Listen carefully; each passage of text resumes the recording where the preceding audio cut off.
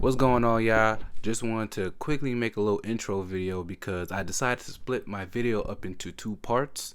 I didn't think about doing it until I was editing and I was like, this is 50 minutes long. I can't do this all in one video. So I split it up into two. So I technically don't really have an intro. Want to give you a quick little intro. Part one, we went over the first, I think the first four best teams in the conference, the ones that are the championship contenders. Did also cover the Clippers. I will cover the rest of the Western Conference. So please don't forget to like, comment, and subscribe. Let's get this video out to as many people as possible. And here's part two. The Phoenix Suns. Low-key, I don't think people have talked about the Phoenix Suns like that because they have so much money on the books. Like, what can they do? What can they do with when you have three max contract players on your roster? Well, I'll tell you.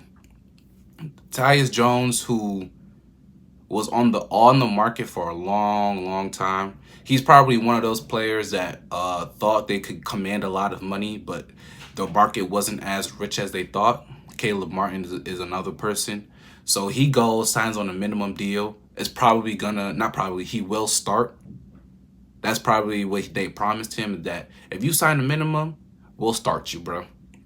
So Tyus Jones, who it's not a bad signing. To get him at that value, he's again the number one in assist to turnover ratio. They re-signed Bobo, Damian Lee, Josh Okogie, Royce O'Neal, Monty Morris, Mason Plumlee as the backup center. For what they had, the limited resources that they had, I will give them credit for being able to get these guys. Bobo, the jury is still up on Bobo. But Royce O'Neal is a good role player, the typical 3-and-D guy. Again, Tyus Jones, they need a point guard. Devin Booker played point guard last season, so it's hard. It was hard for him, and I think he actually did a better job than I thought. But it's hard for him to give you 8 assists a game and then also try to give you like 27 a game.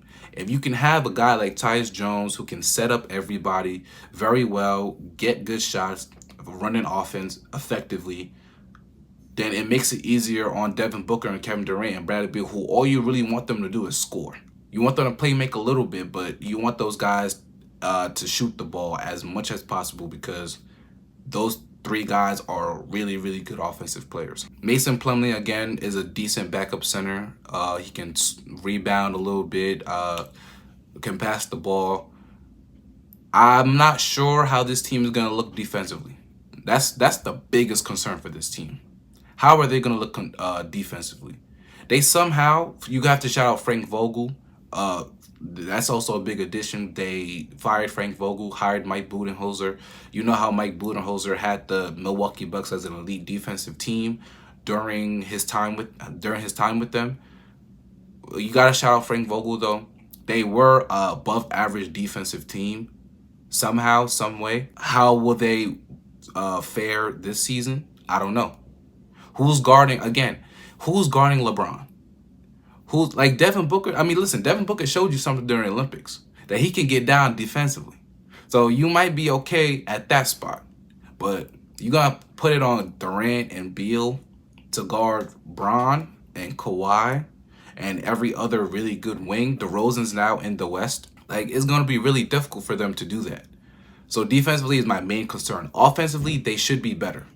Last year, I had said during some of my videos that statistically, they weren't an awful offensive team, but sometimes you watch their game and they look so stagnant on offense. The offense didn't flow as well sometimes. They need to find a way for the offense to flow and be good, which is why you get Tyus Jones, to make the offense flow a little bit better. We'll see if they can be an elite team. They're a team that's trying to contend. So I can't say they're not in the OKCs and the Denvers of the world, but it's a couple straight years of embarrassing playoff losses. Who was it? Denver the year before, getting blown out in Game 6, and then this past season getting swept. Can they position themselves to be in the upper echelon? We're gonna see. Man, this video is going on for a long time, y'all. Again, it's so much easier. It's so much easier to do this in the East because the East is pretty simple. It's teams taking for a Cooper flag and teams that want to win. Now, but like with the West, it's like 13 teams that really realistically are gonna try to win. The two teams that are not gonna win that I'm not really gonna speak about is the Utah Jazz and the Portland Trailblazers. Everybody else is gonna be trying to win. Think about the Lakers. The Lakers, hold on, let me pull up. They didn't do anything, so I don't even know why I should pull them up. But they're a team that's gonna be trying to contend. They re-signed LeBron. They extend Max Christie. They didn't do anything. Like literally, I think they're the one team that didn't make any new free agency move. No moves. How are they going to contend? From 2020 to now, the front office just has messed up real bad. You had the formula of how to win in 2020. 3-and-D guys next to LeBron James and Anthony Davis. Then they got all of the 3-and-D guys away. They traded them for Westbrook, for example, and then haven't been able to get those kinds of players back. You got like Jared Vanderbilt, who gives you good defense, but is not a three-point shooter. D'Angelo Russell is a good three-point shooter. They can't play no defense. You have, what's his name? Christian Wood, who even at his size is not really that good of a defender.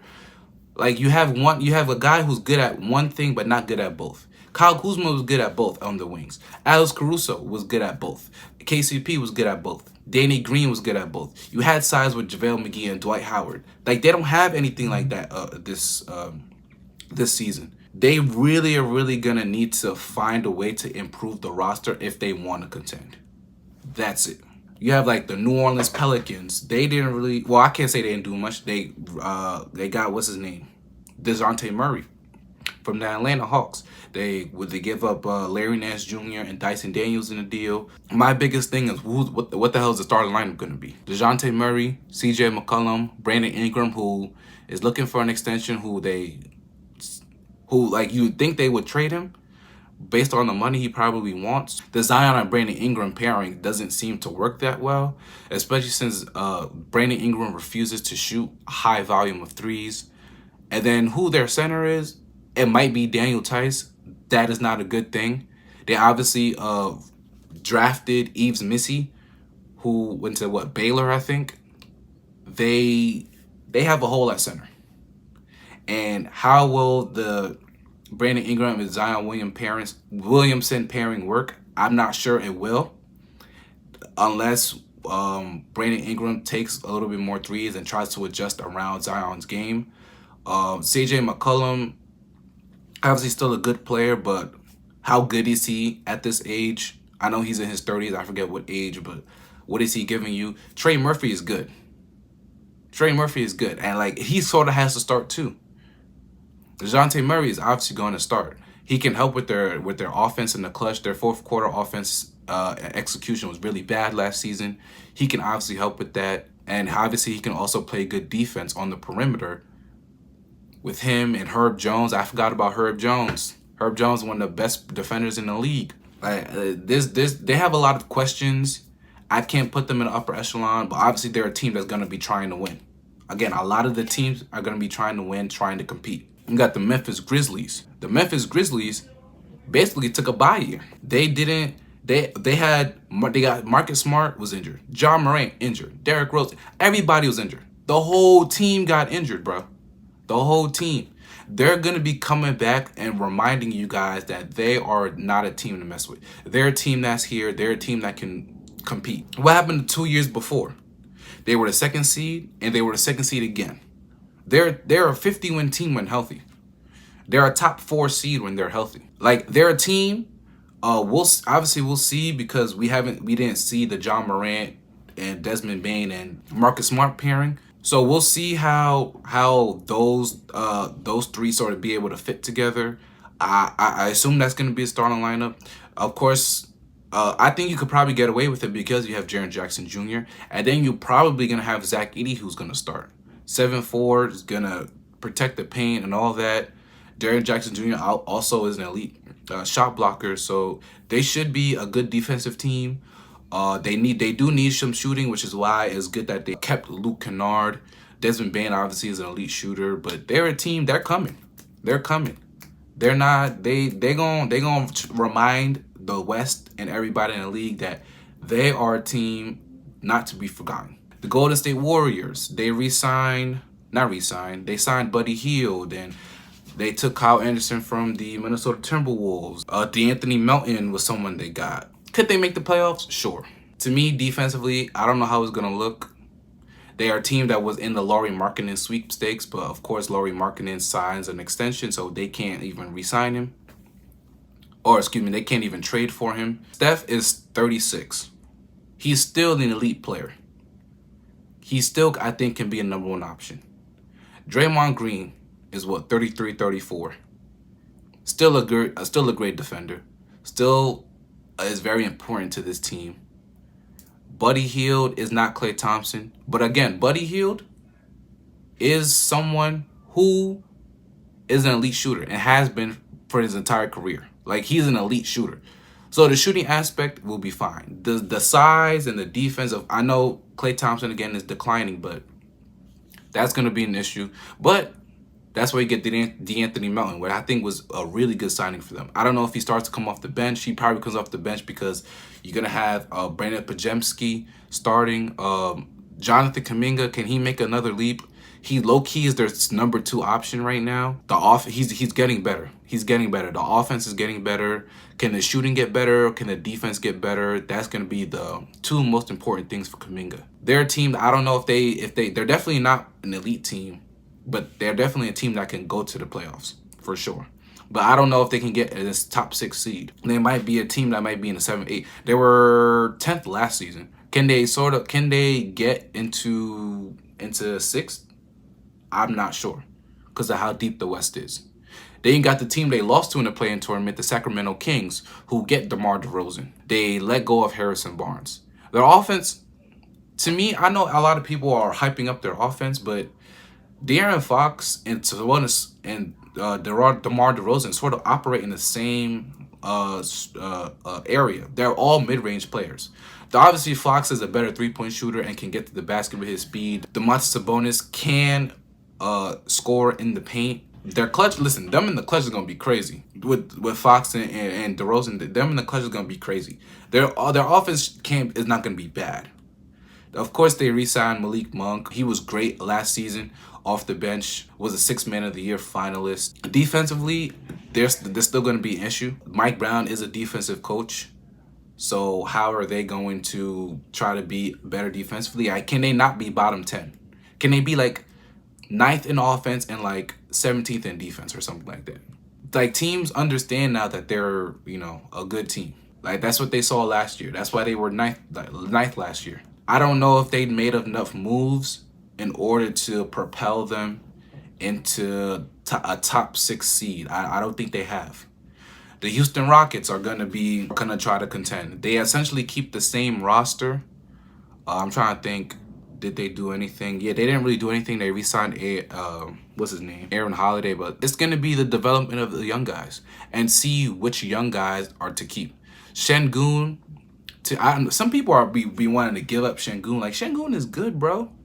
That guy was almost an all-star last year. Like, he's really good. Şengün, Jalen Green, who had that month in that stretch in March where he was looking like an all-star level player. Can he sort of be like that again? You have Van Fleet and Brooks. Steven Adams, we'll see if he can come back from his the knee injury that has been bothering him for so long. The focus is going to be on the young guys. The Cam Whitmore, who's going to be in his 2nd season. Reed Shepherd, who was amazing in Summer League. We'll see where he gets in. Amen Thompson, Tari Eason. Can Tari Eason stay healthy, please? Jabari Smith Jr., who I really like. Jabari Smith Jr. I really like him. Like, I think that's somebody who should be a part of the future for the Houston Rockets for sure. The development of those young guys and which young guys are going to be staying and which ones are going to be going, because they can't pay everybody. Jalen Green is already up for an extension. I think Alperen Şengün is already up for an extension. Jabari Smith will be up for one at the end of this upcoming season. Obviously, Amen Thompson and Cam Whitmore and Reed Shepherd are guys in the future that are going to need contracts. With the mixed veterans in, like Brooks and Van Fleet and Steven Adams, they wanted to win with Ime Udoka. They're not trying to step back in any sort of way. Again, they're really young, so I'm not sure they have a good chance of getting a top 6 seed, But could they make the play-in tournament and make some noise? Absolutely. Play-in tournament is like a wild card. Because you never know. You go into the play-in tournament versus the Sacramento Kings, and you have a good chance to win. It's one game. It's not a 7-game series. It's one game. They have a chance to at least make some noise. They were 11th last year. They almost beat the Warriors to get the 10th spot. The young guys are going to get better, and the veterans are still going to play at a really good level like they were last year and help this team. Because remember, they were a top 10 defense last year. Can they sort of mimic what they did last year, but even better, especially on the offensive end? The final team is the Spurs. This is a long video, y'all. Yo, bro, subscribe, bro. I'm giving you some good content here. You don't see ESPN breaking it down like this. Anyways, San Antonio Spurs got Harrison Barnes in the DeMar DeRozan trade. They signed Chris Paul, which Chris Paul is there to help Wemby and help every other guard in that team run an offense. He's gonna get Wemby easy shots. That's what they're gonna run, pick and roll. Wemby's is 8'12", and he's gonna run to the basket and he's gonna dunk on everybody. And it's gonna be a cheat code, and I'm not gonna like it. They're a team. I didn't want to put them in the Utah Jazz and Portland Trail Blazers, section, because I think they will be better. I don't think they're not a playoff team. I know some people like, oh man, Wemby's gonna be the 5th best player in the NBA. Like, chill. Can we wait until we watch it? Like, listen, Wembanyama's gonna be good. We know that. But do they have a good team around him? Devin Vassell is good. I like Trey Jones off the bench as the second guard. They do need a lead guard for the future. Devin Vassell, Keldon Johnson. Jeremy Sohan could be like their little Swiss Army knife defender. Maybe, hopefully he become a better shooter, because he ain't a point guard. We learned that last year, but we all knew that. I'm not going to say I don't have high hopes for them, but I don't think of them as a team that's going to make the playoffs. Could they contend for a playing spot? Absolutely. I think that is completely in the cards for them because of the improvement of the young guys, the Wembys, even the Vassell, Keldon, like all the young guys. I think they can improve. I think Chris Paul will be a big help for them. It's gonna suck because can we talk about why is the NBA allowing an alien from Mars to play in the NBA? Like everybody's excited to see Wemby. I'm not. The man is 9'12", and just was on the basketball court last season and just doing random stuff that he shouldn't be doing. Yeah, I remember that game against Milwaukee when he was on the fast break and Damian Lillard was coming and he decided to, I'm just gonna do behind the back and then get an and one dunk. Wembanyama just put in his 10th, 12 for Middleton. Wembanyama, goes back and puts it down. Like, why are you doing that? You don't even need to do that. It's disrespectful to the game of basketball that he decides to just go on the court and just do stuff because he's 10'11". I don't like this guy, bro. But the NBA is gonna try to market him. They put him on Christmas, the first game on Christmas in MSG. I don't like this guy. I don't like this guy. You can't be 11'12" doing all these random things. He threw a self-lob to himself. Why are you doing that? Bro, he gonna piss me off, bro. Cause why are you that big doing that stuff? Like, as a Miami Heat fan, I want Bam to win a Defensive Player of the Year. That's never gonna happen. That ain't never gonna happen. He just made first team all rookie. I mean, excuse me. He did make first team all rookie, but he made first team all defense. The first rookie to ever do that. All these voters now finna give it to him, bro. I finna start a petition to get Wemby out the league. I'm finna start a petition. We did get through all the teams. Again, there's only really 2 teams that I don't really think is gonna have any sort of importance in the race for the playoffs and the play-in spots at the bottom. But you have a lot of teams that want to win and contend. You have the true contenders in Dallas, Minnesota, Denver, and OKC. Then you got the Phoenixes and the Clippers, maybe the Hornets, or not the Hornets, the Pelicans, Lakers, and all that are gonna be trying, see what kind of team they have. Maybe do some trades at the trade deadline. I think the trade deadline this season is February 6th. The regular season is gonna be so important in the West for positioning. It's going to be a fight. It's going to be a battle every single night for every single team in the West that wants to compete and have a name, have a chance to get out the West. The NBA has a lot of parity. There's been six straight seasons with a different champion, starting with the Raptors, then the Lakers, then the Bucks, then the Warriors, then the Nuggets, now the Celtics. There's a lot of parity in this league that probably isn't stated enough. There hasn't been a back-to-back champion since 2018. That's a really big reason as to why I think the West is so hard, because you don't know. Like, nobody had Dallas going to the finals last season. They're a team that the Minnesota might make it. OKC might make it. Like, you never know. The Lakers might somehow get a trade. LeBron and AD somehow will their team to the finals. Like, you never know. The West is going to be an absolute bloodbath. I can't wait for the season to start. Again, October 22nd. Be there or be squared. I'm sort of making up topics as I go. Listen, if there's a topic you want me to discuss, comment down below. What do you want me to discuss? Is there a team? Do you want me to go and review your team? Do you have any questions, comments, or concerns that you want me to make a video about? Let me know down below in the comment section. Please don't forget to like and subscribe. And I'll see y'all next time on the MC Show. Peace.